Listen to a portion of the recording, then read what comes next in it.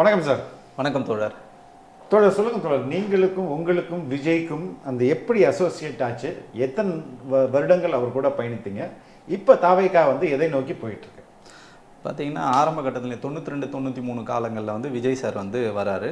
அப்போ என்னோட சீனியர், என்னோட மூத்தவங்கள்லாம் விஜய் சார் மன்றத்தில் ஆக்டிவாக இருப்பாங்க. அப்போ அந்த அண்ணன்களை நம்ம பார்க்குறோம், அவங்களோட இன்வால்வ் ஆகிறோம். யாரெல்லாம் அந்த அண்ணன்கள்லாம்? ராஜா உள்ளிட்ட, திருச்சி ராஜா உள்ளிட்ட நிறைய பேர் அதில் இன்வால்வ் ஆகிருக்காங்க. பழைய ஜெய்சிலன் இப்போ அண்மையில் இறந்தார். அந்த மாதிரி பழைய பேர் நமக்கு நண்பர்களாக வந்திருக்காங்க. என்னோட ஒரு 10 வயசு அவங்கெல்லாம் மூத்தவங்க. ஸோ இந்த மாதிரி இருக்காங்க. நாங்களும் விஜய் சார் ரசிகராக இருக்க மாட்டேன், நான் எந்த மன்றத்துக்குள்ளேயும் இன்வால்வ் ஆகலை. அப்போ நம்ம படிச்சிருந்த காலம்.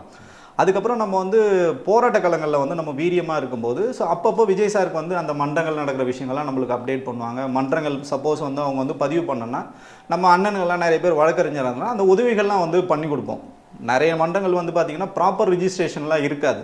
அப்படியே இவங்க ஒரு தலைமையிலேருந்து ஒரு நம்பர் கொடுப்பாங்க, அந்த ரிஜிஸ்ட்ரேஷன் நம்ம வச்சு பண்ணுவாங்க. ஆனால் ஒரு சிலர் பக்காவாக ரிஜிஸ்டர் பண்ணணுன்ற மாதிரிலாம் நம்ம நிறைய சொல்லி கொடுத்தோம். ஏன்னா அவங்க என்ஜிஓ வேலையை பார்க்கும்போது நாளைக்கு எந்த சிக்கலும் இருக்காது, நாளைக்கு கணக்கு வழக்குகள்லாம் இதில் காட்டலான்றதுக்காக ஒரு கம்ப்ளீட்டாக இருக்கணுன்றதுக்காக நான் அந்த மாதிரி. என்ன என்ஜிஓஸ் நீங்கள் சொல்கிறீங்க? இல்லை, அவங்க பார்த்தீங்கன்னா நிறைய உதவிகள் பண்ணுவாங்க. அதெல்லாம் ரசிகர்களா, விஜய் ரசிகர்களா பண்ணும்போது இதெல்லாம் தரவுகள் அவங்க இருந்தாங்கன்னா ரிஜிஸ்டர் பண்ணால் இது பக்காவாக இருக்கும்னு சொல்லிட்டு அந்த மாதிரி மன்றங்கள் ரிஜிஸ்ட்ரேஷன் ஃபார்மெட்டுக்கு அப்போ தான் வந்தது. ஓகே. ஸோ திருச்சியில இருந்தால் அது ஆரம்பிச்சது. எத்தனை மன்றங்கள் இருக்கும் நீங்கள் சுமார்? அப்பயே பார்த்தீங்கன்னா மக்கள் இயக்கமாக இருக்கும்போதே 10,000 மன்றங்களுக்கு மேலே இருந்தது. ரெஜிஸ்டர்டா? ஆமாம், ரெஜிஸ்டர்ட். 10,000 ரெஜிஸ்டர்டு. ஆமாம், ரெஜிஸ்டர்ட் 10,000க்கு மேலேயே ரெஜிஸ்டர் இருக்கும். அந்த மாதிரி வீரியமாக இருந்த காலங்கள்லாம் அதுக்கப்புறம் நம்ம முழுக்க முழுக்க போராட்ட களம், அரசியல். இது மட்டும் கேட்டுட்டு அப்புறம் போயிடலாம். 10,000 ரெஜிஸ்டர்ட் மன்றம்னா ரெஜிஸ்டர் ஆகாத மன்றங்கள் எத்தனை இருக்கும்? இருக்கும், அது கிட்டத்தட்ட 50,000 இருக்கும். 50,000. ஆமாம். ஒரு மன்றத்தில் எத்தனை பேர் சார் இருப்பாங்க? அவங்க ஆவரேஜாக பார்த்தீங்கன்னா நீங்கள் 50 பேர் வச்சுக்கலாம். 50 பேர். ஆமாம், ஆவரேஜாக 50 பேர் நீங்கள் வச்சுக்கலாம். ஸோ மன்றங்கள்னு சொல்லும்போது மேக்ஸிமம் ஆவரேஜாக எவ்வளோ இருப்பாங்க? மினிமம் எவ்வளோ இருக்கணும், மேக்ஸிமம் எவ்வளோ பேர்? சார் மினிமம் 11 பேர் சார். மேக்ஸிமம் எவ்வளோ பேரும் இருக்கலாம், 100 பேர் 200 பேர் கூட இருக்கலாம். அது நமக்கு இது கிடையாது. மினிமம் 11 பேர் வச்சுப்பாங்க. ஏன்னா தலைவர், பொருளாளர், பொதுச்செயலாளர், அதுக்கப்புறம் நிர்வாகிகள் அப்படின்னு போட்டாலே அது மினிமம் 11 பேர்னு சொன்னால் கண்டிப்பாக அவங்க 100 பேருக்கு மேலே தான் இருப்பாங்க. ஸோ அப்படி தான் ஆவரேஜாக ஒரு மன்றத்தில் எவ்வளோ பேர் இருப்பாங்க? நீங்கள் 10,000 ரெஜிஸ்டர்ட் மன்றங்கள், 50,000 அன்ரிஜிஸ்டர்ட் மன்றங்கள் இருக்குது. ஆவரேஜாக எவ்வளோ இருப்பாங்க? ஆவரேஜாக நீங்கள் 100ன்னு வச்சா கூட அது கணக்கு எங்கேயோ போயிடும். ஓகே. பல லட்சங்கள். ஏன்னா வாக்காளர்களை கணக்கு பண்ணுறது இல்லை, வாக்காளர் கணக்கு பண்ணிங்கன்னா நீங்கள் அது பயங்கரமாக இருக்கும். அப்பயே பார்த்தீங்கன்னா மக்கள் மன்றம் ரிஜிஸ்டர் பண்ணதுலேயே பார்த்தீங்கன்னா 9 லட்சம் பேர் இருந்தாங்க. கடைசி தரவே பார்த்தீங்கன்னா 9 லட்சம் பேர் இருந்தாங்க. இப்போ எவ்வளோ பேர் ரெஜிஸ்டர் பண்ணியிருப்பாங்க? ரிஜிஸ்டர் பார்த்தீங்கன்னா 95 லட்சம் பேர் சார். லாஸ்ட் வீக் வரைக்கும். ஆமாம், 1 crore வச்சுக்கலாமா? ஆமாம், 1 crore வச்சுக்கலாம். ஆனால் அதில் 1 crore ஓட்டர்ஸ். ஆமாம், நியர்லி 1 crore ஓட்டர்ஸ்னு நீங்கள் வச்சுக்கலாம். அதில் சிக்கல் என்னன்னா பாதி பேர் வெளியில் போயிட்டாங்க. அதெல்லாம் நம்ம அதில் கணக்கு எடுத்துக்க முடியாது. அதுக்கு தான் நம்ம இந்த நேர்காணலே அதுக்கு தான் நம்ம பண்ணோம். ஏன் இவ்வளோ நமக்கு ஆதரவு இருக்குது, இவ்வளோ மக்கள் எதிர்ப்பாங்க, ஏன் அங்கே ஒரு ஓட்டை இருக்குது, அந்த ஓட்டை வெளியில் லீக்கேஜ் இருக்குது. அதுக்கு முன்னாடி உங்கள் கதையை சொல்லுங்கள், அதுக்கப்புறம் போவோம் அந்த ஓட்டைக்கு. நான் பார்த்தீங்கன்னா நமக்கு விஜய் சாரோட பேசிக்காக நம்ம விஜய் சாரோட ரசிகர். ஆமாம், ரசிகர்னா ஸ்கூல் கட் அடிச்சுட்டு ஃப்ரெண்ட்ஸை சினிமா கூட்டு போகிற அளவுக்கு பயங்கரமான. ஆமாம், ஸோ ஸ்கூலில் அடி வாங்கின கதெல்லாம் பயங்கரமாக இருந்தது. ஸோ அப்படி தான் நம்ம ஸ்டார்ட் ஆகிறோம். ஸோ அதுக்கப்புறம் நம்ம சென்னைக்கு வரோம். நான் மதுராந்தகம், அச்சரப்பாக்கம் பக்கத்தில் திமாபுரம்னு ஒரு வில்லேஜ், அங்கே தான் நம்ம இருந்தோம். அதுக்கப்புறம் சென்னைக்கு வரும். 94 95 காலங்களில் சென்னைக்கு வரும். அப்போ தான் விஜய் சார் பீக்கில் வளர்ந்து வர 2-3 படங்கள் தான் நடிச்சிருக்கார். அப்போ இயல்பாக அவர் சந்திக்கிற வாய்ப்பெல்லாம் நிறைய கிடைச்சிது. ப்ளஸ் அவங்க அப்பாவோட நமக்கு நல்ல தொடர்பு உண்டு. எஸ்ஐசி அப்பாவோட நமக்கு நல்ல தொடர்பு உண்டு. அப்படி இருக்கும்போது அவர் ஒரு பிரதராக தான் நம்ம பார்க்குறோம். ஒரு நடிகராக நம்ம அவரை பார்க்கல. அவருக்கு ரசிகர்ன்றதை தாண்டி அவர் ஒரு பிரதராக நம்ம ஃபேமிலியில் ஒருத்தர். அவர் மேலே முன்னேறி வரனா என்னென்னலாம் நம்மளால் செய்ய முடியுமோ அதெல்லாம் நாங்கள் ஆரம்பத்துலேருந்து அவருக்கு செய்கிறோம். ஏன்னா அப்போல்லாம் பார்த்தீங்கன்னா பெருசாக மன்றங்கள் பெருசாக கிடையாது. அப்போ சினிமா போஸ்டர் தவிர வேறு எதுவும் பெருசாக அவரோட படங்கள் கூட பெருசாக கிடைக்காது, வெளியில் கிடைக்காது. அதெல்லாம் நாங்கள் ப்ரமோட் பண்ணுவோம். ஸோ அது என்ன பண்ணுறதுனா தேட்டரில் அதிகமான நாங்கள் நோட்டீஸ் போட சொல்லுவோம், ஒட்ட சொல்லுவோம். அவர் படம் வருதுன்னா இப்போ எங்கள் பகுதியில் பார்த்தீங்கன்னா தியாகராஜ தேட்டரு, ஜெயந்தி தேட்டரு, அதுக்கப்புறம் கணபதிராம் 3 தேட்டரு. அதில் பார்த்தீங்கன்னா அதிகப்படியான போஸ்டர்ஸ் வாங்குவோம். இப்போ அவங்க 100 போஸ்டர் அலோகேட் பண்ணுறாங்கன்னா அந்த டிஸ்ட்ரிபியூட்டர் சொல்லி எங்களுக்கு 200 போஸ்டர் கொடுங்க அப்படின்னு சொல்லி கேட்டு நாங்களே ஒட்டின காலங்கள்லாம் உண்டு. ஸோ அப்படிலாம் அவர் மேலே இருக்கிற ஈர்ப்பு அப்படி தான் இந்த மன்றங்கள்லாம் வளர்ந்தது. அதுக்கப்புறம் பார்த்தீங்கன்னா 2016 பார்த்தீங்கன்னா புஷியானந்த் ஐயா உள்ள வர்றார். இப்போ மணிகண்டன் வீராசாமினா விஜய்க்கு தெரியுமா? தெரியும், நல்லா தெரியுமா? தெரியும். ஓகே, தெரியும். இப்போ நீங்கள் பேசியிருக்கீங்க பலமுறை. அதான் சொல்லேனே, இப்போ கிடையாது சார். நாங்கள் வந்து ஆரம்ப கட்டத்தில் பழகினதோட சரி, அதுக்கப்புறம் அந்த கேப் வந்து வந்துடுச்சு. அவரும் வந்து சினிமாவில் பயங்கர பிஸி ஆகிட்டார், நாங்களும் வேலை, படிப்பு, போராட்ட காலங்களுக்கு நம்ம வந்துட்டோம். ஸோ போராட்ட காலங்கள் வந்ததுனால நமக்கு பொதுவாக வந்து நடிகர்களை வந்து ரசிக்கிறதோட சரி, அந்த மன்றங்களில் போய் பெருசாக செயல்படுறது அந்த மாதிரி இல்லாமல், ஆனால் அந்த மன்றங்கள் இருக்கிற நம்ம வந்து தொடர்பில் இருப்போம். ஆனால் அரசியலாக அவர் வரணும்னு சொல்லிட்டு ஒரு நிலைப்பாடு வரும்போது திருப்பி நம்ம வந்து ஜாயின் ஆகிறோம் அவங்களோட. ரியலைன் ஆகிறீங்க. ஆமாம், ரியலைன். 2016 புசி ஆனந்த் ஐயா வந்து மன்றத்துக்குள்ளே வரார். எப்படி வர்றாரு அவர் பார்த்தீங்கன்னா அவர் பாண்டிச்சேரியில் வந்து இருக்காரு. பாண்டிச்சேரியில் ஒரு எம்எல்ஏ இருக்கும்போது ஒரு படம் சார்ந்த ஒரு சிக்கல் வரும்போது அவர் வந்து சிக்கல் அந்த படத்துக்கு வந்து டிஸ்ட்ரிபியூஷனில் ஏதோ பிரச்சனை இருக்குது, தியேட்டரில் வந்து ரிலீஸ் பண்ண முடியல, ஏதோ ஒரு சிக்கல் இருக்கிறதுனால இவர் வந்து உதவி பண்ணியிருக்காரு. அப்போ அங்கே மாநிலத்தில் வேல்முருகன் ஒருத்தர் இருந்தார். அவர் வந்து எஸ்ஐசி அப்பா கிட்ட வந்து சொல்கிறார், இந்த எம்எல்ஏ தான் நமக்கு வந்து இதை உதவி பண்ணார் அப்படின்னும்போது, சரி நீங்கள் அவர் எல்லா நிகழ்ச்சியிலும் அவரை கூப்பிடுங்க, அவர் வந்து நீங்கள் வந்து சப்போர்ட் பண்ணுங்கள். அவர் வந்து அப்போ கௌரவ தலைவராக வந்து போடுறாங்க. கௌரவ தலைவராக போடும்போது தான் மன்றத்துக்குள்ளே அவர் முழுக்க அவர் வரார். பழைய நிர்வாகிகள்லாம் விட்டுட்டு விஜய் சாருக்கும் அவர் மேலே மிகப்பெரிய ஒரு நம்பிக்கை ஏற்படுது, ஈர்ப்பு ஏற்படுது. ஒரு எம்எல்ஏ இருந்தார், 2வது முறை அவர் தோற்று போகிறாரு. தோற்று போனதுக்கப்புறம் முழுக்க மன்றத்துக்குள்ளே. அப்பயே அவர் பார்த்தீங்கன்னா விஜய் சார் ஃபோட்டோ தான் வந்து பேக்கெட்டில் வச்சுப்பார். அவர் எம்எல்ஏ இருக்கும்போது, நான் வந்து கட்சியில் வந்து எம்எல்ஏ இருக்கல மாட்டேன், ஆனால் நான் வந்து விஜய் சாருக்கு வந்து ரசிகர், அவர் தான் என் தலைவர்னு அவர் வந்து சொல்லுவார். அதில் இன்னைக்கு வரைக்கும் அதில் வந்து நமக்கு வந்து மாற்று கருத்தே கிடையாது. அப்படி வரும்போது 2016 பொலிட்டிக்கலாக அவங்க அப்பா தான் முதல்ல இதை வந்து சொல்கிறாரு, என் பையன் வந்து அரசியலுக்கு வரணும், என் பையன் வந்து சிஎம் ஆகணும் அப்படின்னு சொல்லும்போது யார்கிட்ட சொல்கிறார்? புசி ஆனந்த் ஐயா கிட்ட வந்து சொல்கிறாரு. அவர் என்ன பண்ணுறாருன்னா, எனக்கு ஒரு மென்டர் இருக்காங்க சந்திரன் ராஜான்னு சொல்லிட்டு, அவர் வந்து பொலிட்டிக்கல் ஸ்ட்ராட்டஜி பண்ணுறவர். நிறைய பேருக்கு, சீமான் சாருக்கு வந்து பண்ணியிருக்காரு, நிறைய பேருக்கு வந்து பண்ணியிருக்காரு. இன்றைக்கி வரைக்கும் சீமான் அவர்களுக்கு வந்து பின்புலம் வந்து அவர் தான். ஸோ அந்த மாதிரி ஒரு மிகப்பெரிய ஒரு ஆளுமை. அவர்கிட்ட வந்து புசி ஆனந்த் அவர் பாண்டிச்சேரி, நேச்சுரலி பாண்டிச்சேரிக்காரனால அவருக்கு வந்து ஏற்கனவே நல்ல தொடர்பு உண்டு. அவர் அரசியல் ஆளுமை நிறைய பேருக்கு பண்ணித்தராருன்றதுனால ஸோ அவர்கிட்ட போய் இவர் வந்து உதவி கேட்குறாரு. அப்போ நாங்கள்லாம் சந்திரன் சாரை வந்து எனக்கு அவர் ஒரு மென்டார், அரசியலில் அவர் ஒரு மென்டார்னும் போது அப்போ வந்து சொல்கிறார், தம்பி இந்த மாதிரி விஜய் வந்து சினிமாவிலேருந்து அரசியலுக்கு வர போகிறேன். ஏங்க அவர் ரொம்ப சின்ன வயசுங்க, இப்போ என்னங்க? இல்லை இப்போ இல்லை, பட் ஃப்யூச்சரில் அவருக்கு வந்து இது இருக்குது, நம்ம படிப்படியாக அவர் வந்து மெருகேற்றணும், அவருக்கு வந்து நிறைய வேலைகள் செய்யணும். ஓகே, பொலிட்டிக்கலாக தானே செய்யலாம், ஒன்றும் பிரச்சனை, நமக்கு ஏற்கனவே அரசியல் ஆர்வம் ஜாஸ்தி. ஸோ அப்போ பண்ணும்போது 2016 இந்த பேச்சுவார்த்தை நடக்குது. ஒரு காலத்துக்காக நாங்கள் வந்து வெயிட் பண்ணிகிட்டு இருக்கோம். அந்த காலம் எப்போ எங்களுக்கு கணிஞ்சதுன்னு பார்த்தீங்கன்னா ஜனவரி 8, 2017 ஜல்லிக்கட்டு போராட்டம். ஓகே. ஸோ அதை வந்து பல்வேறு ஒருங்கிணைப்பாளர்ல நானும் ஒரு ஒருங்கிணைப்பாளர். 2016 அவங்களுக்கு அந்த இருக்கு. அப்போ இவர் சொல்கிறார், நீங்கள் நிகழ்ச்சிகளுக்கு போங்க, தொண்டர்களோட திருமணங்களுக்கு போங்க, அவங்களோட நல்லது கெட்டதில் இங்கே வந்து கல்யாணம்னு சொல்கிறாரு. புசி ஆனந்த் ஐயா வந்து திரு விஜய் அவர்களை கூப்பிட்டு போனோன்னு சந்திரன் சார் வந்து, சந்திரன் ராஜா வந்து அசைன்மெண்ட் வந்து கொடுக்குறாரு. ஸோ இது ஒரு கான்செப்ட், இது புரியுது. ஸோ இது இப்படி வந்து நீங்கள் பண்ணணும், நீங்கள் வந்து வெளியில் அதிகமாக வரணும், பொது நிகழ்ச்சிகளில் கலந்துக்கணும் அப்படின்னு சொல்லிட்டு மன்றத்தை நாங்கள் ஸ்ட்ராங் பண்ணணும், ப்ராப்பராக ரிஜிஸ்டர் பண்ணணும், இப்படிலாம் ஒன்றா வந்து சொல்லிட்டு வரும்போது கரெக்டாக எனக்கே அந்த வாய்ப்பு வந்து அமையுது. ஸோ ஜனவரி 8, 2017 பார்த்தீங்கன்னா ஜல்லிக்கட்டு போராட்டம் வந்து நடக்குது, வீரியமாக நடக்குது. நானும் அது ஒருங்கிணைப்பாளர்னால நாங்கள் வந்து தடுக்கிறோம், அரசியல் கட்சிக்காரங்களாம் யாரும் பெருசாக உள்ளே வரக்கூடாது அப்படின்னா. ஒரு சிலர் வராங்க, சீமான் வந்தார், அந்த மாதிரி வந்தாங்க, பெருசாக அரசியல் கட்சிகளை நம்ம உள்ளே விடக்கூடாது அப்படின்னு சொல்லிட்டு இருக்கும்போது சரி ஓகே, அவர் சந்திரன் சார்கிட்ட திருப்பி நான் வந்து பேசுகிறேன், சார் இப்போ நமக்கு ரைட் டைம் இது. ஸோ விஜய் சார் வர வச்சா என்னன்னா, நல்ல ஐடியாடா இது, நான் பேசுகிறேன் புசி ஆனந்த் கிட்ட பேசுன்னு சொல்லிட்டு புசி ஆனந்த் சார்கிட்ட பேசி அவர் எங்கே வரணும், எப்படி வரணும் அப்படிலாம் வந்து அவரே வந்து உங்களுக்கு ஃபுல் மேப் வந்து போட்டு தர்றாரு. கட்சி கட்டிட்டு வரணும், அதிகாலையில் வரணும், யாரையும் டிஸ்டர்ப் பண்ணக்கூடாது. ஸோ வந்துட்டு அவர் சந்திரன், ஆமாம், சந்திரன் ராஜா வந்து திரு புசி ஆனந்த் சார் மூலயமா வந்து கொடுக்குறாங்க. ஸோ அப்படி வந்து இதுக்கு வந்துட்டு போயிட்டார். ஜல்லிக்கட்டுக்கு வந்துட்டு அது வைரல் ஆகுது. அப்போ வந்து பெருசாக போகல, பட் நாங்கள் தான் அதை வைரல் பண்ணுறோம். தெரிஞ்ச குரூப்புக்கெல்லாம் அமிச்சு விஜய் சார் வந்தார், விஜய் சாரோட சப்போர்ட் இருந்தது, நிறைய பேர் வந்தாங்க, லாரன்ஸ் வந்தார், எல்லாம் அதெல்லாம் வந்து பழைய கதை, எல்லாருக்கும் தெரிஞ்ச கதை. ஸோ இப்படி வந்து முடியுது.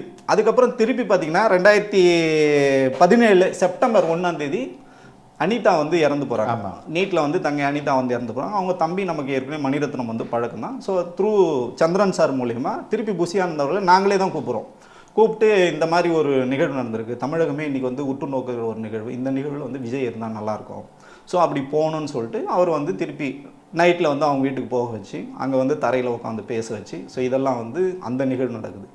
திருப்பி பார்த்திங்கன்னா உங்களுக்கு 2018 நமக்கு தூத்துக்குடி துப்பாக்கி சூடு சம்பவம் நடக்குது. அது பார்த்தீங்கன்னா மே மாதத்தில் நடக்குது. அதுலேயும் வந்து திருப்பி த்ரூ சந்திரன் ராஜா அவர்கள் வந்து திருப்பி இவருக்கு அசைன்மெண்ட் கொடுக்குறாங்க. திருப்பி அவர் வந்து போகிறாரு, தங்கை ஸ்லோனின் வீட்டு வரைக்கும் வந்து போகிறாங்க. அந்த அம்மையார் இப்போ வந்து கட்சியிலே இருக்காங்க. அந்த அந்த பாண்டிங் அப்பத்துலேருந்து அவங்களுக்கு இருக்குது. ஸோ அப்படி வந்து படிப்படியாக அவர் வந்து நோக்கி நம்ம எடுத்துகிட்டு வரும்போது தான் இயக்கமாக பார்த்தீங்கன்னா 2/2/2024 வந்து கட்சி ஆரம்பிக்கிறாங்க, தமிழக வெற்றி கழகம் வந்து ஆரம்பிக்கிறாங்க. அப்போ நாங்கள் வந்து பெருசாக வந்து அப்படியே நம்ம வந்து அரசியல் சூழலில் வந்து டச்சில் இருப்போம், மண்டலத்தில் என்ன நடக்குதுன்னு கேட்டுப்போம், பழைய நிர்வாகிகளோட பேசுவோம், எஸ்ஐசி அப்பாவோட டச்சில் இருப்போம். இப்படி தான் நம்பர் 1. பெருசாக நம்மளுக்கு அதில் இன்வால்மெண்ட் பெருசாக கிடையாது. பார்ட்டி ஆரம்பிக்கணும்னு ஒரு 6 மாதம் முன்னாடி மும்முரமாக வந்து ஸ்டார்ட் பண்ணுறோம். ஸ்டார்ட் பண்ணது வந்து பிப்ரவரியில் வந்து கட்சி ஆரம்பிக்கிறேன். நாங்கள் ஒரு 3-4 மாதத்துக்கு முன்னாடி அக்ரெசிவாக வேலைகள் வந்து விஜய் சாருக்காக பண்ணோம். அப்போ ஊடகங்களில் நானே வந்து கூப்பிட்றேன். ஸோ விஜய் சார் வந்து கட்சி ஆரம்பிக்க போகிறேன், ஐயோ நீங்கள் வேறு வேலையை பார்த்து போங்கப்பா, கட்சி ஆரம்பிச்சதுக்கப்புறம் பார்த்துக்கலாம் அப்படின்னு சொல்லிட்டு. அப்போ அந்த நியூஸ்க்கு வந்து யாரும் பெருசாக இம்பார்ட்டன்ஸ் கொடுக்கல. ரொம்ப அக்ரெசிவாக ஆரம்பிக்க போகிறாருன்னு அதிகபூர்வமாக செய்திகள் வந்ததுக்கப்புறம் நம்ம தொடர்ச்சியாக நம்ம நண்பர்களே வந்து உள்ளே போகிறாங்க. 4-5 பேர் வந்து உள்ளே போய் ஒர்க் பண்ணுறாங்க. அப்போ என்கிட்டையும் கேட்குறாங்க, ஃபுல் டைமராக வந்து ஒர்க் பண்ணேன். இல்லை நான் வேலையில் இருக்கேன், ஃபுல் டைமராக பண்ண முடியாது. பட் விஜய் சாருக்கு சப்போர்ட் பண்ண மெயின் ஸ்ட்ரீம் ஊடகங்களில் தொடர்ச்சியாக நம்ம வந்து இந்த 2 ஆண்டு காலமாக நம்ம அவருக்காக வந்து தொடர்ச்சியாக பேசிட்டு வரோம். அப்போ என்ன ஆகுதுன்னா, ஓகே இது ஒரு ஸ்ட்ரீம் லைன் பண்ணணும், ஒரு கட்சினா இப்படி தான் இருக்கணும் அப்படின்னு நினைக்கும் போது அந்த உறுப்பினர் சேர்க்கையை வந்து பண்ணணும்னு சொல்லிட்டு நிறைய பேர் அப்ரோச் பண்ணும்போது, கட்சி ஆரம்பித்த கொஞ்ச நாள்லேயே ஒரு 15-20 நாள்லேயே நிறைய பேர் வந்து அப்ரோச் பண்ணுறாங்க. அப்போ நமக்கு தெரிஞ்ச ஒரு நிறுவனமும் வந்து டைரெக்டாக அப்ரோச் பண்ணாங்க. நம்மக்கிட்ட வரல, டைரெக்டாக அப்ரோச் பண்ணுறாங்க. அங்கே ஒரு சில சிக்கல்கள் இருக்குது. அப்போ நம்ம சொல்கிறோம், இதுக்குன்னு ஒரு ரூட் இருக்குங்க, அவர் சொன்னால் யார் கேட்பாங்களோ அவங்க மூலிமா போங்கன்னு சொல்லிட்டு சமஸ்தானம் சுப்பிரமணியம் ஐயா கிட்ட நம்ம வந்து சொல்கிறோம். எதுக்காக அவர் ஒரு பிஸ்னஸ் மேன். அவர் வந்து பார்த்தீங்கன்னா இந்த என்ன சொல்கிறீங்கன்னா தேர்தல் குறித்து ஆய்வுகள் வந்து பண்ணுறவர், இந்த மாதிரி ஸ்ட்ராட்டஜி பண்ணுறது, ப்ளஸ் வந்து உங்களுக்கு வந்து ஆப் வந்து டிரைவ் பண்ணுறது, இந்த மாதிரி அவர் ஒரு நிறுவனம் வச்சுருக்காரு. ரொம்ப நல்லாவே பண்ணுறாரு. இதுக்கு முன்னாடி நிறைய பேருக்கு பண்ணி சக்ஸஸ் பண்ணியிருக்காரு. அவர் சந்திரபாபு நாயுடு கூட அவங்க வந்து பண்ணாங்க. அந்த மாதிரி ஒரு பெரிய நிறுவனம், ஒரு நல்ல பெரிய பேக்கப் இருக்குது, ஒரு நல்ல மனிதர், அவர் வந்து ஒரு ஆளுமையான ஒரு மனிதர். ஸோ இவர் வந்து விஜய் சாருக்கு போய் அப்ரோச் பண்ணாங்க. அப்போது வந்து விஜய் சாரை வந்து பார்க்கல, த்ரூ புஷியானந்த் ஐயா மூலிமா தான் பார்த்து இந்த ப்ராசஸ்லாம் நடக்குது. ப்ராசஸ்லாம் நடந்து வந்து போயிட்டுருக்கு. அதுக்கப்புறம் பார்த்தீங்கன்னா அங்கே தான் என்னோட வேலை அதிகமாச்சு. இவங்க என்ன பண்ணுவாங்கன்னா கேட்கவே மாட்டாங்க, எவ்வளோ வந்து டிரைவ் போயிருக்கு, எவ்வளோ மெம்பர்ஷிப் வந்திருக்கு, என்ன அதில் எந்த ஆப், நிறைய ஆப் பண்ணாங்க. கடைசி டிவிக்கு ஆப் ஒரே ஆப் தான். ஓகே, வேற அண்மையில் லான்ச் பண்ணாங்க. அதே தான், அதோட வருஷன் தான். ஓகே, 2.1 சொல்லிட்டு அதே கம்பெனி தான் பண்ணுறாங்க. எவ்வளோ பட்ஜெட் அதுக்கு? பட்ஜெட் வந்து அப்போ பேசுனது பார்த்தீங்கன்னா ஃபர்ஸ்ட் பட்ஜெட் வந்து 5 crores பேசுனது. ஆனால் அதுக்கப்புறம் 5 crores ஆமாம், ஒரு ஆப்புக்கா? ஆமாம் சார், ஆப்னா வேறு ஆப் கிடையாது சார். இதில் பார்த்தீங்கன்னா மற்ற இது மிளகா அரைக்கிற மாதிரி இருக்கே சார். இல்லை நான் சொல்கிறேன், அது சொல்கிறேன். இப்போ எல்லாருமே ஹோஸ்டிங், இப்போ நீங்கள் டேட்டா அதிகம், யூசர் அதிகமாக உங்களுக்கு லோட் அதிகமாகும் போது நீங்கள் அந்த சர்வர் கம்பெனிக்கு வேணால் கொடுக்கணும். பட் இல்லை, எல்லாமே இவரே பார்த்துக்கிறாரு. எண்ட் டு எண்ட் இவரே தான் சார் எல்லாமே பார்த்துப்பாரு. ஓகே, இப்போ சர்வர் போடுறது, சர்வரே பார்த்தீங்கன்னா 5 இடத்துல போட்டு வச்சுருங்க. எந்த கட்சிக்கும் அந்த மாதிரிலாம் இருக்கவே இருக்காது. இன்னைக்கு உள்ள கிளவுட்ல நீங்கள் 50 இடத்துல கூட போட்டுக்கலாம் உங்களுக்கு காசு இருந்தா. But that is material. Okay, நீங்கள் சொல்லுங்க, நான் சொல்கிறேன். ஏன்னா பட் 5 கோடின்றது இட் இஸ் டூ மச் அப்படின்றது என்னுடைய, நீங்கள் மேபி உங்களோட கருத்தாக இருக்கலாம். பட் அவங்க அக்செப்ட் பண்ணது தெரியாம இருக்கலாம், மேபி இருக்கலாம். எனக்கும் அது வந்து கரெக்டாக தெரியாது. அது வந்து மார்க்கெட்டை விட ஜாஸ்தியாக தெரியாது. ஃபேஸ்புக்கே டெவலப் பண்ணலாம் அவ்வளோ ஆகாது. இல்லை, அதான் சொல்கிறேன். அவங்க வந்து பேசினாங்க, 5 கோடி ரூபா பேசினாங்க. அதில் 50 லட்ச ரூபா தான் கொடுத்தாங்க. அது 50 லட்சத்தையும் பார்த்தீங்கன்னா ஒருத்தர் 25 லட்ச ரூபா அதை வந்து யார் ரெஃபர் பண்ணாரோ அவர் கமிஷனாக வாங்கிட்டு போயிட்டாரு. அவர் ஒரு திமுக சேர்ந்தவர் தான், பேர் வந்து நேரடியாக சொல்ல விரும்பல நான். அவர் வந்து வாங்கிட்டார் 25 lakhs. ஸோ இவர் 25 lakhs தான் இவர் வந்து வச்சு இந்த கம்பெனி வந்து ரன் பண்ணுறார். போயிட்டு இருக்கு. கிட்டத்தட்ட 6 மாதம் ஆச்சு, 8 மாதம் ஆச்சு. ஸோ இவருக்கு எந்த விதமான பேமெண்ட்டும் வரல. இவரும் பல முறை வந்து கேட்குறாரு, பேமெண்ட் வந்து கேட்குறாரு. சார் இப்போ ஆப் ரன்னிங்ல இருக்கா இல்லையா? இருக்கு, ரன்னிங்ல. யாரோட கண்ட்ரோல்ல இருக்கு அந்த ஆப்? இப்போ பார்த்தீங்கன்னா சமஸ்தானம் கண்ட்ரோல்ல தான் இருக்கு. பட் எல்லா டேட்டாவும் அவங்களுக்கு கொடுத்துருக்காங்க. அவங்க வந்து டிவிக்கு ஆக்சஸ் கொடுத்துருப்பாங்க. ஆக்சஸ் கொடுத்துருப்பாங்க. இவர் வந்து சூப்பர் யூசர், இவர் வந்து செகண்டரி யூசர், இவர் தேர்ட் யூசர், இவர் வந்து பூத் கமிட்டி யூசர், அப்படி வேரியஸ் லெவல்ல ஆக்சஸ் கொடுத்துருப்பாங்க. Not denying. ஓகே, இப்போ பணம் வரல, அவருக்கு பணம் வரல. கரெக்ட். அவர் என்ன பண்றாருன்னா ஒரு ஸ்டேஜ் வரைக்கும் கேட்குற, இங்க எதுவுமே இந்த சைட்ல இருந்து ரெஸ்பான்ஸே இல்லைன்னும் போது ஒரு ஸ்டேஜில் அவங்க என்ன பண்ணாங்கன்னா நாங்கள் ஆஃப்லைனுக்கே போய்க்கிறோன்றாங்க. ஆப்பே தேவையில்ல. திரு புஷியானந்த் அவர்கள் வந்து என்ன சொல்றாங்க, சார் எனக்கு நான் உண்மையிலே ஓகே நீங்கள் பேசுங்க சார், உங்கள் ஆப்பே எனக்கு தேவையில்ல, நான் ஆஃப்லைனில் கூட போய்க்கிறேன் அப்படின்னு வந்து சொல்கிறாங்க. அப்படியே தோய்வு வந்து ஏற்படுது. திருப்பி கூப்பிட்டு பேசுகிறாங்க. தலைவர் வந்து எங்களை ட்ரில் பண்ணுறாரு, என்ன நடக்குதுன்னு சொல்லிட்டு கேட்குறாரு. அப்படின்னும் போது சொன்னேன், சார் கொஞ்சமாவது நீங்கள் பேமெண்ட் கொடுங்க சார். அட்லீஸ்ட் ஒரு 50 லட்சம் தான் கொடுத்தீங்க, அதுக்கப்புறம் ஏதாவது ஒரு பேமெண்ட் ரிலீஸ் பண்ணுங்கள். இல்லை பேமெண்ட்லாம் இப்போதைக்கு வந்து கிடைக்காது, நீங்கள் ஒர்க் பண்ணுங்கள், நம்ம அப்புறமா பேசிக்கலாம் அப்படின்னு சொல்லும்போது தான் ஒரு ஸ்டேஜுக்கு மேலே இவர் பொறுமை இழந்து கம்ப்ளைண்ட் வரைக்கும் போகலான்னு சொல்லிட்டு. ஏன்னா இவர் மட்டும் கிடையாது, இவங்க மனைவி அதில் வந்து பார்ட்னராக இருக்காங்க. நிறைய பேர் ஃபுல் டைமராக ஒர்க் பண்ணுறாங்க, இன்ஜினியர்ஸ் நிறைய பேர் ஒர்க் பண்ணுறாங்க. அவங்களுக்கு வந்து சேலரி கொடுக்கணும், இந்த மாதிரிலாம் அவருக்கு வந்து சிக்கல்கள் இருக்குது. ஸோ அவருக்கு வந்து அதில் சிக்கல்கள் இருக்கும்போது கம்ப்ளைண்ட்டுன்னு போகும்போது தான் அப்போ தான் நம்ம வந்து தலையிட்டு, இல்லை வேணாம் கம்ப்ளைண்ட்லாம் நீங்கள் போவோன்னா பேசுவோம், நம்ம பேசுவோம். அதுக்கப்புறமா தான் எங்களுக்கு தரவுகள் கிடைச்சது. விஜய் சார் இந்த பேமெண்ட் முழுசாக கொடுத்துட்டார். யார்கிட்ட? 5 கோடி கொடுத்துட்டாரு அவர். திரு புஷியானந்த் அவர்கள்ட்ட கொடுத்துட்டார். ஓகே, இந்த பேமெண்ட்டு நீங்கள் கொடுத்துருங்கன்னு சொல்லி கொடுத்துட்டாங்க. அதுக்கும் வந்து அவங்க வந்து ப்ரூஃப் வந்து எடுத்தாச்சு. ஆனால் என்னன்னா இவர்கிட்ட வந்து சேரலன்னும் போது தான் அவருக்கு இந்த இயல்பாக இந்த கோவம் வருது. சரி திருப்பி இவங்களை போய் புஷ் பண்ணுறாரு. சார் கொஞ்சமாவது கொடுங்க சார் பேமெண்ட்டு, கொஞ்சமாவது கொடுங்க. நாங்கள் வந்து எனக்கு இருக்கிற சோர்ஸை வச்சு நான் வந்து கேட்டேன். விஜய் சார் வந்து கொடுத்துட்டாரு இந்த பணத்தை, ஏன் இப்படி நீங்கள் பண்ணுறீங்க, டிலே பண்ணுறீங்கன்னா உங்களால் ஆனதை நீங்கள் பாருங்கன்னு சொல்கிறாரு. ஆமாம், உங்களால் அவர் மட்டும் கிடையாது, அவர் சார்ந்த ஒரு சில நிர்வாகிகள் வந்து பேசுகிறாங்க. பேசும்போது உங்களானதை நீங்கள் பாருங்க தான் இவர் என்ன பண்ணுறாருன்னா எக்ஸ்ட்ரீமில் கம்ப்ளைண்ட் வரைக்கும் போகும்போது அப்போ தான் நம்ம வந்து பேசுகிறோம். சார் கம்ப்ளைண்ட்லாம் வேணாம், அவரோட கேரியரே போயிடும், அவர் ஒரு மிகப்பெரிய உச்சம், என்ன நடந்தது நமக்கும் வந்து தெரியாது, கொடுத்துட்டாரு நீங்கள் சொல்கிறீங்க ஆனால் வந்ததா இல்லையா நமக்கு தெரியாதுன்னு சொல்லிட்டு. ஸோ விஜய் சாருக்கு நெருக்கமானவங்ககிட்ட திருப்பி இந்த பஞ்சாயத்தை நம்ம எடுத்துகிட்டு போகிறோம். ஏன்னா அவரை ரீச் பண்ண முடியாது, யாருமே ரீச் பண்ணாரு, ஈவன் அவங்க அப்பா கூட ரீச் பண்ண முடியாது. ஸோ அப்படி இருக்கும்போது அவருக்கு யார் நெருக்கமானோ அவங்க மூலியமாக போயிட்டு இந்த தகவல் வந்து பரிமாறும். இந்த மாதிரி இதில் ஒரு இஷ்யூ நடந்திருக்கு, இதில் ஒரு 4.5 கோடி ரூபா பெண்டிங் இருக்குன்னு போது அந்த தகவல் நீங்கள் சொல்கிறீங்களா ரீச் பண்ண முடியாதுன்றது, அது எப்படி சார் உண்மையாக இருக்கும்? ஏன்னா அவரை சுற்றி பொதுமக்களால் ரீச் பண்ண முடியாது, ஒரு சில கட்சிக்காரங்களால் ரீச் பண்ண முடியாது, ஓகே. பட் அவருக்கென்று ஒரு டெய்லி மீட் பண்ணுற மனிதர்கள் இருக்க தானே செய்வாங்க சார். 2 பேர் தான் சார் ரீச் பண்ணுவேன். நானே அந்த கட்சியில் நான் ட்ராவல் பண்ணியிருக்கேன். நான் வந்து சார் தலைமையில் இருக்கிறாரு, ரீச் பண்ண முடியுது. அந்த IAS officer, IRS officer reach பண்ண முடியாது சார். அதுதான் சொல்கிறேன். அதுக்கு வந்து உங்களுக்கு வந்து 2 வழி இருக்குது. என்னென்னா நீங்கள் யார்கிட்ட கேட்கணுன்னா திரு ஜானவரகசாமி கிட்ட திரு புசியானந்த் அவர்கள்கிட்ட நீங்கள் அப்பாயின்மெண்ட் கேட்கணும். கேட்டுட்டு தான் போகணும். எல்லாருக்கும் அப்படி தானே சார்? அதான் சார், எல்லாருக்கும் சார் அவங்க தான் சார் டிசைட் பண்ணுவாங்க. அவங்க இவங்களை அனுப்பணும் சார். நீங்கள் திமுக தலைவர் கலைஞர் இருக்கும்போதே நீங்கள் நேரடியாக கிளம்ப சண்முகநாதன் அப்பாயின்மெண்ட் வாங்கி தான் போக முடியும். கரெக்ட். அதே மாதிரி தான் இன்னைக்கு எல்லாத்தையும் அதே மாதிரி தானே? Correct sir. வந்து கொடுப்பாங்க, நீங்கள் வந்து கொடுப்பாங்க. ஆனால் அவங்க வந்து தீர்மானம் பண்ணுவாங்க இவங்களுக்கு கொடுக்கணும்னா கடைசி வரைக்கும் கொடுக்க மாட்டேன். இந்த ஓனர் வச்ச ஃபர்ஸ்ட் டிமாண்ட் என்னன்னா நான் விஜய் சாரை பார்த்து பேசணும்னு சொல்கிறது தான். மேபி பேசியிருந்தா அவர் ஃப்ரீயாக கூட பண்ணி கொடுத்துருப்பாரு. அவரோட பொருளாதாரத்துக்கு அவர் வந்து ஃப்ரீயாக கூட பண்ணி தரேன். ஏன்னா அவ்வளோ தூரம் அவர் விஜய் சாரோட அவர் வந்து அவ்வளோ தூரம் மனப்பூர்வமாக அவர் வந்து ரசிக்கிறாரு. அவர் வந்து மேலே எடுத்துகிட்டு வரணும், இந்த ப்ராடக்ட் நல்ல ப்ராடக்ட், இதை பண்ணணும்னு சொல்லிட்டு நினைக்கும் போது திட்டமிட்டு தவிர்க்கப்படுறாங்க. இது மட்டும் கிடையாது, நிறைய பேரை வந்து அப்படி தான் அவங்க வந்து தவிர்ப்பாங்க. பட் அதில் தவறு இல்லைன்னு சொல்லலாம். ஆனால் இந்த மாதிரி குரூஷியல் கேஸு கூட நான் வந்து சந்திக்க விட மாட்டேன்னு சொல்கிறதுலாம் தான் இங்கே சிக்கல்களை வந்து உருவாக்குதுன்னு சொல்ல வரேன். நான் அவர் வந்து சந்திக்காத அது அவரோட விருப்பம் சார். நம்ம அதில் தலையிட மாட்டோம், அது அவரோட பர்சனல். எல்லாரையும் சந்திச்சு தான் ஆகணும்னு அவசியம் கிடையாது. பட் ஆனால் இந்த மாதிரி ஒரு விஷயங்களை கூட இவங்க வந்து சந்திக்க விடுறது தான் இங்கே வந்து சிக்கல்களை வந்து உருவாக்கும். அவர் ஆப் ஆஃப் பண்ணிடலாமே. ஏன் சார் அந்த ஆப்பை நிறுத்திடலாமே சார்? அது வந்து விஜய் சார் செய்கிற துரோகமாக நினைக்கிறோம் சார் நாங்கள். இன்றைக்கி வரைக்கும் ஏன் நம்ம இது இன்றைக்கி கூட இந்த நேர்காலில் உட்காந்து பேசுகிறோன்னா, இது இவ்வளோ ஒரு நல்ல ப்ராடக்ட் வந்திருக்கு, இதை வந்து இன்னும் வந்து மேலே ஒன்றும் இல்லை சார். அந்த 2.0 இப்போ திருப்பி வந்து லான்ச் பண்ணாங்க இல்லைங்களா, அதுக்கு ஒரு 5 நாளுக்கு முன்னாடி ஒருத்தர் வந்து அந்த ஒயர்லாம் பிடுங்கி விட்டு போயிட்டார் சார், ஒரு முக்கிய நிர்வாகி. நீங்கள் என்ன உங்களால் எனக்கு பெரிய தொந்தரவாக இருக்குது, பணம் கேட்குறீங்க, அதை கேட்குறீங்க, இதை கேட்குறீங்க, இல்லை வந்து கம்ப்ளைண்ட் போகிறீங்கன்னு சொல்லிட்டு பிடிங்கி விட்டார். 2 நாளில் வந்து 48 ஹவர்ஸ் இருக்குது சார். அதுக்குள்ளே எவ்வளோ பேர் இன்ஜினியர்ஸ் வர வச்சு ஏதோ கம்ப்யூட்டர் தானே பிடிங்கிட்டு. ஆமாம் சார், அந்த ஒயர் உங்களுக்கு டேட்டா உங்களுக்கு க்ளவுடில் இருக்க எல்லாத்தையும் வந்து பிடிங்கி விட்டாங்க சார். நீங்கள் திருப்பி செட் பண்ணணும்ல.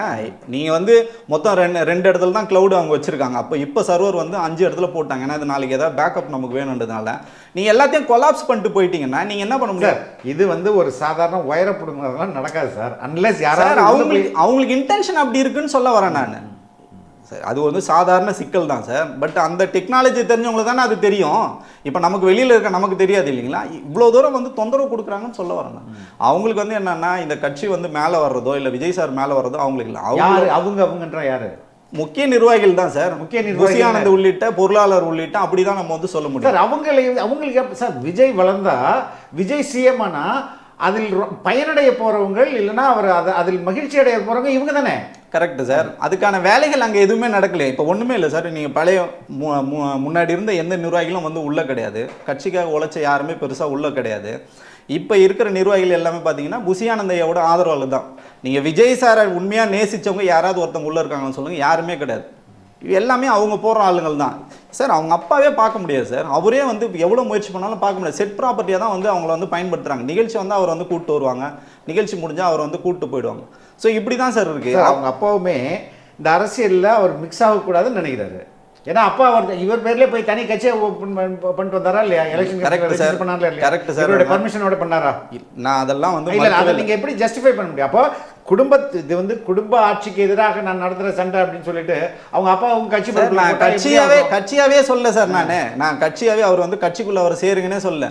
ஒரு இயல்பாவே அவர் தந்தையே சந்திக்க முடியலன்னு சொல்ல வரேன். அது ஒரு குற்றம் இல்லை சார். சார் நான் குற்றமா சொல்லலை சார்.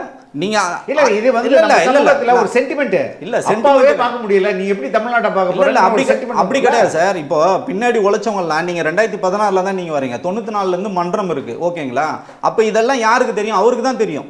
யார் முன்னாடி நிர்வாகிகள் எல்லாரையும் நீக்கியாச்சு. ராஜால இருந்து ஜெய்சில இருந்து எல்லாரையும் வந்து நீக்கியாச்சு. ஜெய்சிலெல்லாம் பாவம் பார்த்தீங்கன்னா உடல்நிலை சரியில்லாமல் மருத்துவத்தை கூட வசதி இல்லாமல் இறந்தே போனார்.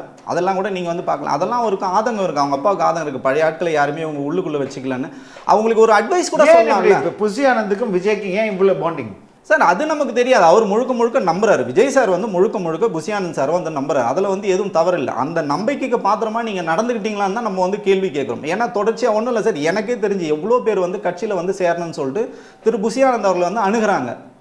அப்போ என்ன ஆகுதுன்னா எல்லாருக்கும் வெயிட் பண்ணுங்கன்னு பல காலம் வெயிட் பண்ணி பல கட்சிகளை போய் சேர்ந்துட்டாங்க. உங்களுக்கே தெரியும், ஊடகத்தில் வந்து செய்தி வந்தது, செஞ்சி ராமச்சந்திரன் வராரு, அதுக்கப்புறம் பார்த்தீங்கன்னா நம்ம பண்டூட்டி ராமச்சந்திரன் வரான். எல்லாமே பேசப்பட்டது உண்மை. எனக்கு தெரிஞ்ச நிறைய ஐஏஎஸ் ஆஃபீஸர் போய் ரீச் பண்ணாங்க, போகணுன்னு சொல்லிட்டு ரீச் பண்ணாங்க. வெயிட் பண்ணுங்கன்னு சொல்லிட்டு வெயிட் பண்ணுங்க. கடைசி வரைக்கும் அவங்கள வந்து உள்ளுக்குள்ளே என்ட்ரியே விடலை. அவருக்கு என்ன பயன்னா, ஆளுமையான ஆட்கள் உள்ளே வந்தால் இவரோட இருப்பு காலி ஆயிடுன்னு நினைக்கிறோம். ஆளுமையான ஆட்கள் உள்ளே வந்தால் இயக்கம் தான் வலிமையாகும், கட்சி தான் வலிமையாகும். இப்படி இது நீங்கள் சொல்கிறது குற்றச்சாட்டு உண்மைன்னா ஐஆர்எஸ் அதிகாரி எப்படி போய் சேர்ந்தாரு சார்? சேர்ந்தார் சார். இன்னைக்கு அவரோட நிலைமை என்ன தெரியுங்களா? எல்லாமே இவங்க மூலியமாக தான் சார் பண்ண முடியும். அவர் எவ்வளோ ஆக்டிவான அதிகாரி தெரியுங்களா? என்ன பேசுகிறாரு சொல்லுங்கள் நீங்கள். அவருக்கு ஏதாவது ஸ்பேஸ் கொடுக்குறாங்களா? அவரை ஏன் நீங்கள் வந்து எதுவுமே யாருமே பயன்படுத்தலை சார். ஆதவ அர்ஜுனா உள்ளே போயிருக்காரு, இன்னைக்கு வரைக்கும் பயன்படுத்தலை. அவங்க திரு ஐஆர்எஸ் அருண் வந்து உள்ளே போயிருக்காரு, இன்னைக்கு வரைக்கும் அவர் வந்து பயன்படுத்தலை. யாருமே வந்து பயன்படுத்தலை. நீங்கள் சொல்லுங்கள் சார், யோசிச்சு பாருங்கள். அவர் எவ்வளோ பெரிய ஓப்பனிங் வெளியில் இருக்குது. அந்த அறிக்கைகளை நீங்கள் பாருங்கள், ஒரு அறிக்கையிலும் பாருங்கள். ஒரு 45 நிமிஷம் பேசின ஒரு மனுஷனை நீங்கள் எதுக்கு சார் குறைக்கிறீங்க? 45 நிமிஷம் முதல்ல பேசி அவர் யாருன்னு ப்ரூவ் பண்ணார் இல்லைங்களா? விக்ரவாண்டியில் ப்ரூவ் பண்ணார். அது ஏன் நீங்கள் திருப்பி 20 நிமிஷமா எதுக்கு நீங்கள் சுருக்குறீங்க? 10 நிமிஷமா 8 நிமிஷம் எதுக்கு சார் நீங்கள் சுருக்குறீங்க? காவல்துறை அரை மணி நேரம் வந்து பர்மிஷன் கொடுங்க, நீங்கள் 1 மணி நேரம் 1.5 மணி நேரம் பேசுங்களேன், பிரேக் பண்ணுங்களேன். அதெல்லாம் யார் சார் சொல்லி கொடுக்குறது? நீங்கள் தானே சொல்லி கொடுங்க. அதெல்லாம் பிரேக் பண்ணுங்க. அதை தான் நாங்களும் சொல்கிறோம் சார். நீங்கள் வந்து பிரேக் பண்ணுங்கள். இப்போ ஒரு இடத்துல நான் வந்து களத்தில் வேலை செஞ்சுருக்கேன் சார். ஒரு இடத்துல 2 கோஷ்டி இருக்குது. இப்போ என் பகுதியில் 2 கோஷ்டி இருக்கு. ஏன்னா பொறுப்பு போட்டது ஒரு கோஷ்டி, ஆரம்பத்துலேருந்து வேலை செஞ்சது சார். எல்லா கட்சியிலும் இருக்குது சார். மற்ற கட்சி பற்றி நமக்கு பிரச்சனை இல்லை. அவங்க ஆட்சி அமைச்சிட்டாங்க, எதிர்கட்சியாக இருந்திருக்காங்க. அப்படி கிடையாது. நம்ம ஆட்சி அமைக்கணும்னு சொல்லிட்டு வேகத்தில் உத்வேகத்தில் வரும்போது எல்லாரையும் நீங்கள் ஒருங்கிணைக்கணும். அவன் வந்து பதவியெலாம் கேட்கலையே. நான் விஜய் சாருக்கு வேலை செய்கிறேன்னு தானே சொல்கிறாங்க. நீ உள்ளவே வரக்கூடாது, நீங்கள் எங்களை தாண்டி வரவே கூடாது. எல்லா இடத்துலையுமே வந்து இந்த மாதிரி ஒரு 2 பிரிவு இருந்ததுன்னா எப்படி நீங்கள் மக்களை எப்படி போய் சந்திப்பீங்க? ஒன்றும் இல்லை, நீங்கள் போகிறீங்க, அவங்க கேட்பாங்க. ஏங்க அவங்களுக்குள்ள திமுகலே பார்த்தீங்கன்னா 2 இல்லை 4 கோஷ்டி கூட இருக்கும். ஆனால் எலெக்ஷன் வந்துட்டிங்கன்னா அவங்களோட வேலைன்னு பண்ணிட்டீங்கன்னா எல்லாரும் ஒன்று சேர்ந்து நிற்பான். இங்கே அப்படி கிடையாது சார். விஜய் சார் வராருன்னா, புஷி ஆனந்த் அவர் வராருன்னா வரவேற்க 2 கோஷ்டி தனித்தனியாக தான் நிற்கிறாங்க. லெஃப்ட்டில் ஒருத்தன் ரைட்டில் ஒருத்தன் தான் நிற்கிறாங்க. எப்படி நீங்கள் வந்து இருக்கிற 6 மாதத்துல எப்படி இதெல்லாம் சரி பண்ணுங்கன்னு தான் நம்ம வந்து சொல்கிறோம். இது வந்து தவறுன்னே நம்ம சொல்ல சார். அவங்களுக்கு வந்து ஃபுல் ஆக்சஸ் இருக்குது, உங்களுக்கு எல்லா உரிமையும் இருக்குது. இது ஏன் இந்த மாதிரி பாகுபாடு? எல்லாரையும் அரவணைச்சு போங்கன்னு தான் நாங்கள் சொல்கிறோம். இதனால் எனக்கு என்ன சார் லாபம் இருக்குது சொல்லுங்கள்? அவர் நல்லபடியாக வரணும். இதெல்லாம் இந்த பிரச்சனைலாம் சரியாகி வரணுன்றது தான் நம்மளோட நிலைப்பாடாக இருக்கும். ஓகே, வேற என்ன சொல்ல விரும்புறீங்க சார் நீங்கள்? சார் ஒன்றும் இல்லை சார், இதுதான் சார் சிக்கல். எல்லா கட்சியும் நம்ம இப்போ நீங்கள் வந்து நம்ம வந்து ஓப்பனாக பேசிடலாம். விஜய் கட்சியை பொறுத்தவரையும், தாவேகாவை பொறுத்தவரையும் புஷி ஆனந்த் வந்து பல இடங்களில் பணம் வாங்கிட்டு போஸ்டிங் போடுறாரு. ஒரு குற்றச்சாட்டு. ரெண்டாவது வந்து ஆதிக்க சாதிகளுக்கு தான் இங்கே வந்து அதிக முன்னுரிமை தரப்படுது. இவங்களோட டார்கெட் வந்து தலித்துகளும் இஸ்லாமியர்களும் மைனாரிட்டிஸும் பெண்களும் அப்படின்னும் போது, ஆனால் பொறுப்பு கொடுக்கறது வந்து பெரும்பாலும் ஆதிக்க சாதிக்கு கொடுக்குறாங்க, இப்படியெல்லாம் சொல்லப்படுது. இது குறித்து உங்களுடைய நிலைப்பாடு? உண்மைதான் சார். ஏன் அது உண்மைன்னா, இவருக்கு வந்து தமிழ்நாட்டோட அரசியலில் இவருக்கு எந்த விதமான புரிதலும் வந்து கிடையாது. புஷி ஆனந்த் ஐயா வந்து முழுக்க பாண்டிச்சேரியை சார்ந்தவர், இங்கே வந்து கிடையாது. மன்றத்தில் இருந்த வரைக்கும் ஓகே. அரசியலாக இருக்கும்போது அதான் நான் சொன்னேன், ஒன்று பிரச்சனை வந்து புஷி ஆனந்த் இல்லை, அதுதான் நான் சொல்லுவேன். கோர்வையாக தான் அது வரும். அது நான் சொல்ல வரேன். நான் நீங்கள் வந்து ஒரு அரசியல் கட்சியாக வரணும். அதுவும் இல்லாமல் நீங்கள் ஒரு மிகப்பெரிய ஒரு ஸ்டார், நீங்களே சொல்லி வந்தீங்க, அவரை கூட்டு போகிறது எனக்கு பெரிய சேலஞ்சாக இருக்கும்போது, அப்போ நீங்கள் என்ன பண்ணணும், நீங்கள் வந்து பொறுப்புகளை வந்து வேலைகளை வந்து எல்லாருக்கும் பகிர்ந்துலீங்க. இன்னைக்கு வரைக்கும் புஷி ஆனந்த் ஐயா தான் எல்லா வேலையும் சார். அதுதான் இந்த அடிப்படை காரணத்துக்கான சிக்கலே. இப்போ 10 குழு 20 குழு போடுவாங்க சார். எல்லா குழுவையும் இவர் தான் வந்து ஆக்சஸ் பண்ணுறாரு. ஸோ அது எப்படி உங்களால முடியும்? அந்த கிரிட்டிசிசம் தான் நான் ஏத்துக்கிறேன் சார். இல்ல சார், அதுதான் சொல்றேன். திருச்சிக்கு பர்மிஷன் கேம்பெயினிங்க்கு பர்மிஷன் லெட்டர் வாங்குறதே, பர்மிஷன் லெட்டர் கொடுக்கறதுக்கே இவர் ஃளைட்ல போய் கொடுத்துட்டு வராரு. அதுதான் சார் சொல்றேன், ஒரு மாவட்ட செயலாளர் வேலை சார். அப்பதான் சார் அவன் மக்களுக்கு தெரியும் இந்த மாவட்ட செயலாளர் தான் இங்க வந்து இருக்காரு. அதுக்கப்புறம் இப்ப நடக்கலையே. இப்ப வந்து அந்த மாவட்ட செயலாளர் தானே போறாங்க. மாவட்ட செயலர் இப்பதான் சார் சொல்றாங்க. அப்ப கூட பாத்தீங்கன்னா அவங்களை தப்பா கைட் பண்றாங்க. அவங்களுக்கு வந்து சரியான தரவுகள் வந்து கொடுக்கறதில்ல. அவங்களும் எக்ஸ்பீரியன்ஸ் இல்லை சார். யாருமே எடுத்த உடனே அரசியல் எல்லாருக்கும் எக்ஸ்பீரியன்ஸ் வந்தெல்லாம் சொல்ல முடியும். அதுக்கு தான் நீங்க இத்தனை குழு வச்சிருக்கீங்க, இத்தனை இத்தனை ஐஏஎஸ் ஆஃபீஸர் வச்சிருக்கீங்க, எல்லாருமே வச்சிருக்கீங்களா, அவங்களெல்லாம் நீங்கள் களம் இறக்கணும். யாருமே நீங்கள் பனையூர்லேயே எல்லாரும் வச்சிருந்தா எப்படி சார் வேலை நடக்கும் சொல்லுங்கள்? இப்போ ஒன்றுமே இல்லை சார், நீங்கள் சொல்கிற விஷயத்துக்கே வரேன். இப்போ வந்து பணம் கொடுத்தா தான் வந்து பதவின்றது குற்றச்சாட்டுகள் இருக்குது, என்கிட்டயும் பல்வேறு தரவுகள் இருக்குது. இப்போ பொதுவெளியில் வருது இல்லைங்களா, பொதுவெளியில் வரும்போது அதுக்கு யார் அட்ரஸ் பண்ணி சொல்லணும்? நீங்கள் தான் சொல்லணும். நாங்கள் வந்து யாருக்கிட்டையுமே பணம் வாங்காமல் நாங்கள் கொடுத்துருக்கோன்னு நீங்கள் சொல்லணுங்களா? பணம் கொடுத்தவனுக்கு நீங்கள் பதவி கொடுத்துருந்தா கூட அவன் வெளில வந்து சொல்ல மாட்டான் சார். பணத்தையும் வாங்கிட்டு பணமே வந்து அவனுக்கு வந்து பதவியை கொடுங்க, அவன் வெளியில் வந்து சொல்ல. நான் கேட்ட கேள்வி, இது யார் பொறுப்பு? புஷியானந்த் ஐயா தான் சார். இல்லை விஜய் அவர் காதுக்கு போவே போகாது சார், இது எதுவுமே வந்து போகாது. பெருசாக ஒரு ஊடகங்கள் வந்து பார்க்க மாட்டாங்க சொல்லுங்க. நான் 200 டிபேட் கிட்ட பேசியிருக்கேன், ஒரு டிபேட் கூட அவர் பார்த்ததே கிடையாது. இப்போ பேசின இந்த மேபி இந்த யூடியூப்ல பேசுனதை வந்து பார்த்துட்டு அதுக்கப்புறம் நிறைய நடவடிக்கைகள் எடுத்திருக்காங்க. நமக்கு உள்ள இருந்தே நிறைய பார்க்குறாரு தானே அர்த்தம் சார். இப்போதான் சார் பார்க்குறாருன்னு சொல்ல வரேன் நான். அதாவது ஒரு விஷயம் நடக்குதுன்னு வச்சுங்களேன், நீங்கள் அதை வந்து உற்று நோக்கி கவனிச்சா மட்டும்தான் அதுக்கான தீர்வை நோக்கி சார். விமர்சனம் யார் வேணாலும் பண்ணுவாங்க சார், விமர்சனன்றது வேற. பட் ஆக்கப்பூர்வமாக நீங்கள் செயல்படலை அப்படின்னு சொல்லிட்டு தொடர்ச்சியாக எவ்வளோ வந்து நிர்வாகிகள் வந்து வெளியில் ஊடகங்களை சார், நான் நினைக்கிறேன் ஊடகத்தில் எதுக்கு சார் வந்து பேசணும் இந்த விஷயத்தையே? நான் எங்கே பேசணும் வந்து பனையூரில் உட்காந்து பேசணும். பனையூரில் இன்னைக்கு வரைக்கும் எனக்கு அனுமதி கிடையாது. நான் இங்கே இல்லை, அதனால தான் நான் இங்கே வந்து பேசுகிறேன். இது பனையூரில் கிடைச்சதுன்னா 4 பேருக்கு முன்னாடி உட்காந்து பேசி இதை நம்ம சால்வ் பண்ணலாம் இல்லைங்களா? ஒருத்தர் வந்து விமர்சனம் சொல்லிட்டாங்க, இல்லை வந்து உங்களை எதிர்த்து கேள்வி கேட்டாங்களே, அவங்க கட்சிக்கு அனுமதிக்கணும். விமர்சனமும் கேள்விகளும் ரொம்ப அடிப்படையிலே ஜனநாயகத்துல அதை தான் சார் நம்ம வந்து சரி பண்ணணும்னு சொல்றோம். நான் மட்டும் கிடையாது, இதுக்கு முன்னாடி எவ்வளவு நிர்வாகிகள் வெளில வந்திருக்காங்க. ஒரு நிர்வாகிகள் கூட இன்னைக்கு வரைக்கும் மன்னிப்பு கடிதமோ இல்லை நீங்க வந்து விளக்கமோ கொடுங்கன்னு சொல்லிட்டு ஒருத்தர் கூட கேட்டதில்லை. அவர் பேசிட்டாரா, அவர் வந்து நீக்கிடுங்க, அவருக்கு வந்து பொறுப்பு இல்லை. உடனே நிர்வாகிகள்லாம் ஃபோன் பண்ணி அவருக்கும் உங்களுக்கு எந்த தொடர்பும் இல்லை, அவர் வந்து கட்சியில் வந்து வேலை செய்யும். அவருக்கு பின்னாடி நிறைய ஓட்டு இருக்கு சார். அவர் வேணா தனி மனுஷனா இருக்கலாம், அவர் 15-20 வருஷமா 30 வருஷமா மன்றத்தில் வந்து இயங்கி இருப்பார். அவருக்கு பின்னாடி ஒரு ஓட் பேங்க் இருக்கு. அதை ஏன் நம்ம நினைக்க மாட்டேன்றோம்? அவனுக்கு நீங்க பொறுப்பு கூட கொடுக்கணும். அவன் ஒரு மெம்பரா இருக்க கூட அலோ பண்றது இல்லை. எனக்கு நீ தேவையில்லை, நீங்க போங்கன்னு சார். இப்போ ஒரு நிகழ்வு நடக்குதுன்னா அந்த நிகழ்வு ஒருங்கிணைப்பாளர் யாரோ அவங்க தான் சார் எல்லாம் பண்ணணும். இவர் வருவார் சார், ஒரு சாதாரண நிகழ்வு கூட புஷியானந்த் அவர்கள் வந்துட்டு அவரை முன்னிலைப்படுத்தி தான் அந்த நிகழ்வு பண்ணணும். அப்படி நிகழ்வு அவரை கூப்பிடாம நீங்க பண்ணிட்டீங்கன்னு வச்சுங்களா, ஒன்றும் இல்லை, ஒரு பட்டினி நீங்க சாப்பாடு போடுறீங்க, பொதுமக்களுக்கு சாப்பாடு போடுறது. நீங்க புஷியானந்த் ஐயாவை கூப்பிடாம சாப்பாடு போட்டீங்கன்னா நீங்க கட்சியிலே இருக்க முடியாது. இப்படி எங்கன்னா நீங்க பார்த்துருக்கீங்களா? அது ஒரு என்ஜிஓ பண்ற வேலை சார். அதுக்கு எதுக்கு ஒரு பொதுச் செயலாளர் வரணும்? இந்த மாதிரி ஈகோலாம் விட்டுட்டு அவங்க வந்து செயல்பட்டா மட்டும்தான் சரி அடுத்த கட்டத்தை நோக்கி நகரும். இன்னொரு விமர்சனம் இருக்குது, இது ஊடகங்களில் வைக்கப்படுது. வர்றதெல்லாம் கூட்டம் தான், விஜய் பார்க்க வர்றாங்க, ஓட்டு போட மாட்டாங்க அப்படின்னு நீங்க சொல்றீங்க. 1 கோடி பேர் ரெஜிஸ்டர்டு வாக்காளர்கள் இருக்காங்க. ஏன் இந்த முரணான ஒரு கருத்து பரப்பப்படுது சார்? அதுதான் சார், இங்கே திட்டமிடல் மட்டும்தான் சார் பிரச்சனை. இப்போ நீங்கள் திருச்சியிலனா அவருக்கு இயல்பாகவே ஒரு கூட்டம் கூடும் சார். இவங்க என்ன பண்ணுறாங்கன்னா, புஷியானந்த் என்ன பண்ணுறாங்கன்னா, மாவட்ட பொருள் போயிட்டு பக்கத்தில் இருக்க எல்லா மாவட்டத்திலும் ஆட்களை வர வைங்க. அப்படி இல்லை, நாகப்பட்டினத்தில் சம கூட்டம் முடிச்சு திருவாரூர் சார் நான் சொல்கிறேன், நான் திருச்சியில் நான் சொல்கிறேன். அதுக்கப்புறம் தான் இவங்க வந்து மாற்றுறாங்க, அந்த வந்து ஷெட்யூல் மாற்றுறாங்க. ஏன்னா நான் விக்ரவாண்டியில் நடந்த விஷயம் நமக்கு வந்து தெரியும். இது என்ன நினைக்கிறாங்கன்னா, இவங்க என்ன நினைக்கிறாங்கன்னா, க்ரௌடு இயல்பாகவே அவருக்கு சேருது சார். இவங்க செயற்கையாக சேர்க்குற மாதிரி ஒரு கூட்டத்தை பிம்படிச்சு இவங்களுக்கு தான் அது வந்து கெட்ட பேராக நடக்குது. நீங்க இயல்பா அவர் விட்டாலே போதும் சார். இயல்பா தான் சார் கூடுது சார், இயல்பா கூடல சார். அதுதான் சார் நான் சொல்ல வரேன். எனக்கு வந்து தெரியும் எப்படி வந்து கூட்டுறாங்க, நமக்கு வந்து தெரியும். அப்படி பண்ணாதீங்க தான் சொல்றேன். இயல்பாவே ஆர்கானிக்கே உங்களுக்கு கூடுது கூட்டம். நீங்க அதுக்கு ஏன் ஒரு அசைன்மெண்ட் கொடுத்து நீங்க வந்து இத்தனை பேர் சார் அசைன்மெண்ட் கொடுத்தவங்கலாம் வந்து இடிச்சுக்கிட்டு மயக்கம் அடிச்சுக்கிட்டு தண்ணி இல்லாமலாம் இருக்க மாட்டான் சார். அவன் ஆர்கானிக்கா வந்தவங்க தான் அது மாதிரி இருப்பான் சார். கிடையாது சார், அதுதான் சார் சொல்றேன். இப்போ இந்த பொறுப்பாளர் இருக்காருன்னா அந்த பொறுப்பாளருக்கு வந்து அசைன்மெண்ட் கொடுக்க போறது. நீங்க இத்தனை நிர்வாகிகள் அங்க வந்து வந்தே ஆகணும். நான் வந்து நிர்வாகிகள் வரணும் சார், நிர்வாகிகள் வரணும். அதுதான் சார் சொல்றேன். நிர்வாகிகள் வருவாங்க. இந்த மாவட்ட செயலாளர் வந்துருங்கப்பா, நிர்வாகிகளை கூப்பிடுவாங்க சார். அது கூட நீங்க திருச்சி சுத்தி இருக்கிற அந்த 4-5 தொகுதியில இருந்து வந்த சென்னையில இருந்து எதுக்கு சார் போனோம்? நீங்க சொல்லுங்க. திருச்சிக்கு சென்னையில இருந்து எதுக்கு போனோம்? விழுப்புரத்துல இருந்து எதுக்கு போனோம்? மதுரையில இருந்து எதுக்கு போனோம்? வர வைக்கிறாங்க சார். நீங்க வந்து தான் ஆகணும். இங்கன்னு அவனுக்கு அங்க கலப்பணி இருக்கு சார். அந்த வேலைகளை நீங்க செய்ய விட்டா போதும். இந்த எதுக்கு இதை சொல்ல வரேன்னா, இது இந்த மாதிரி நீங்க க்ரௌட் புல் பண்ணிட்டே இருந்தீங்கன்னா எந்த இடத்துல நீங்க நகரவே முடியாது. நீங்க 15 நாள் ஷெட்யூல் க்ரௌட் வந்து ஆட்டோமேட்டிக்கா அவங்களுடைய ஆதரவாளர்கள் தான் சார் வராங்க. சார் வராங்க சார், வராங்க சார். நான் தான் சொல்றேன், நீங்க எதுக்கு தூரத்துல இருக்கவங்க எதுக்கு நீங்க வர வைக்கிறீங்க? அவங்களுக்கு அங்க நிகழ்ச்சி இருக்கு சார். அடுத்த வாரம் அவங்களுக்கு நிகழ்ச்சி இருக்கு. அவங்க வேலையை பண்ணட்டும்னு சொல்றேன். நீங்க இங்க இருந்து உங்களுக்கு வந்து போதில்லை, தகவல் போதில்லை, நீங்க எல்லாருமே இங்க அசம்பிள் ஆகணும்னு சொல்றீங்களா? எல்லா மாவட்டம் 120 மாவட்டமா போட்டீங்க. 120 மாவட்ட செயலாளர் வரணும்னு எதுக்கு சார் நீங்க சொல்றீங்க? 120 மாவட்ட செயலாளர் வரணும்னு அவசியம் இல்லை. அதை தான் சார் சொல்றோம். வந்தா போதும். அதை தான் சொல்றேன். இப்போ மாவட்ட செயலாளர் போறாங்கன்னா மாவட்ட செயலாளர் கூடுங்க, பகுதி நிர்வாகிகள் இருந்து எல்லாம் வந்து போறாங்க. அவங்களுக்கு எவ்வளவு பொருள் செல்வம், அவங்களுக்கு எவ்வளவு நேர விரயம். சரி, அவங்களுக்கு ஏதோ ஒரு விபத்தே நடந்துடுது. இப்போ நம்மளே என்ன கேள்வி, திருச்சியில மாநாடு, திருச்சியில வந்து அவர் மக்கள் சந்திப்பு, சென்னையில இருந்து இவன் எதுக்கு போனான் அப்படின்னு கேள்வி இயல்பா வரும் இல்லைங்களா?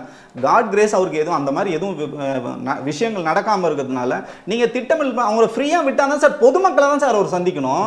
நீங்கள் ரசிகர்களோ தொண்டர்களையோ நீங்கள் வந்து பனையூர் உட்கார வச்சு சந்திங்க, இல்லை நீங்கள் அவங்க இடத்துல போய் சந்திங்க.